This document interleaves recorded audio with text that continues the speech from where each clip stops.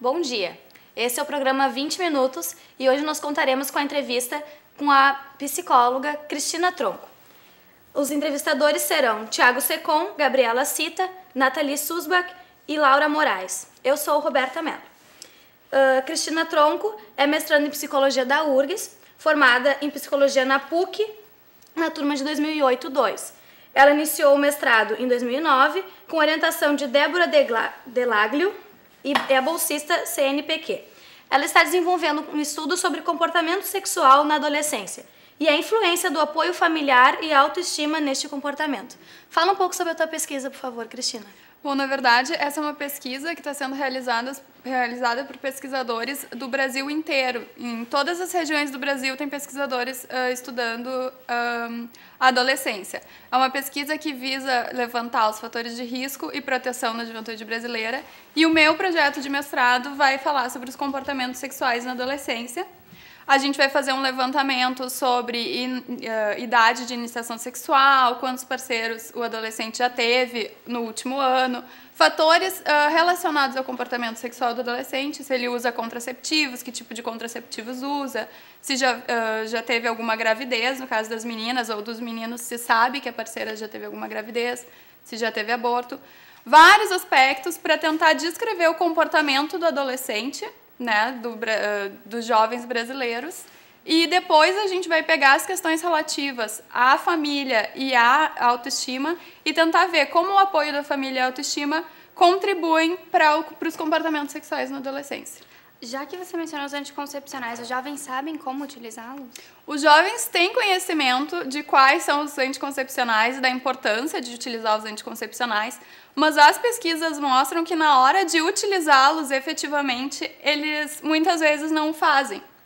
Muitas hipóteses são levantadas o porquê que isso acontece, por ter vergonha na hora da transa de pedir para o parceiro usar, ou por a camisinha muitas vezes incomoda, o adolescente diz que a camisinha incomoda, que não é tão prazeroso. Tem várias hipóteses que são levantadas. A gente vai perguntar isso nesse questionário e vai tentar fazer o levantamento de quais são os principais motivos para não usar, então, esses contraceptivos. E quais são os anticoncepcionais mais utilizados pelos jovens? Os anticoncepcionais que os jovens mais utilizam são a camisinha e a pílula anticoncepcional. Principalmente a camisinha, porque é mais barato, o acesso é mais fácil, né? E porque quando os adolescentes utilizam a pílula anticoncepcional é porque eles têm um parceiro mais fixo, eles têm um planejamento de quando vai acontecer a transa, né, o sexo.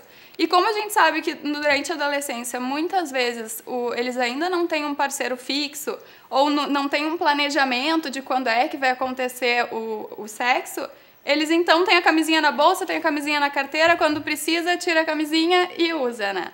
Por isso que a gente imagina que é esse motivo que é mais usado, assim, a hipótese. Tá, e como o assunto da gravidez na adolescência entra na pesquisa? A gente, então, vai perguntar, né, sobre se já teve alguma gravidez, se já realizou algum aborto, ou se acabou tendo a criança, o que mudou na vida desse adolescente ter tido um filho, né, se teve que parar os estudos, ou se os pais ajudaram a cuidar desse filho. Porque a gente tem dados, assim, de gravidez na adolescência bem importantes no Brasil. 21% dos partos realizados no Brasil são de adolescentes de 10 a 19 anos, o que é um número bem significativo, é um número bastante importante, que mostra que é um ponto que a gente tem que ter uma atenção especial, assim. E a terceira maior causa de morte nas meninas adolescentes é decorrente de gravidez, então são de complicações que aconteceram durante a gravidez ou logo após o parto. Então, a gente precisa proteger esses jovens dessas situações, né? E como se dá a influência do grupo de amigos na iniciação sexual? A gente sabe que, durante a adolescência, o grupo de amigos é bastante importante, né? Os jovens tendem a seguir a tendência do grupo de amigos. Então, pesquisas mostram que, se o adolescente está num grupo de amigos onde os amigos já iniciaram sua vida sexual, ele tem mais chances de também iniciar sua vida sexual mais precocemente. Se ele está num grupo de amigos que a iniciação sexual ainda não começou, é um grupo de amigos que ainda não teve a primeira transa, ele tende a iniciar mais tardiamente, seguir um pouco o padrão do grupo de amigos que ele está inserido. E qual a importância da família? A família age como... Se a família está junto, está próxima, se existe um apoio familiar, ela ajuda no ajuste do jovem em todos os âmbitos da sua vida. E nessa pesquisa a gente quer, então, mostrar com dados mais objetivos que esse apoio da família também contribui para atitudes mais saudáveis do jovem na sexualidade. Então, a gente tem a hipótese de que quanto mais apoio familiar existir para esse adolescente, menos ele vai se envolver em situações de risco no comportamento sexual. Existe alguma diferença na iniciação sexual dos meninos e das meninas? Os meninos têm uma tendência a iniciar a sua primeira relação sexual muito antes das meninas, assim, isso de pesquisas de décadas atrás. Na última década, as meninas têm reduzido bastante o número da iniciação sexual. Ainda não chegou ao mesmo... Os meninos continuam iniciando mais cedo, mas as meninas estão cada vez se aproximando da idade dos meninos, assim.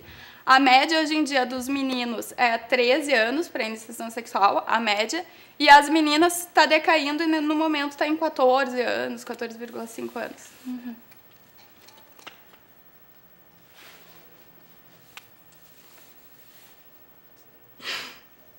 Esses são os dados que eu estou levantando assim, na fundamentação teórica, e eu vou ter dados mais concretos da minha pesquisa mesmo, a partir do ano que vem, que a gente vai fazer os cálculos estatísticos e tal, e daí eu posso trazer dados mais relevantes assim, da minha pesquisa para vocês. E como é que funciona essa questão da autoestima assim, com as meninas e com os meninos após a gravidez? Como é que tu acha que funciona?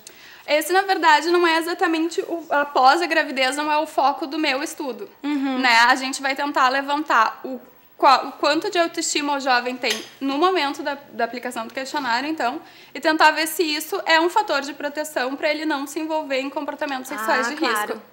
Uhum.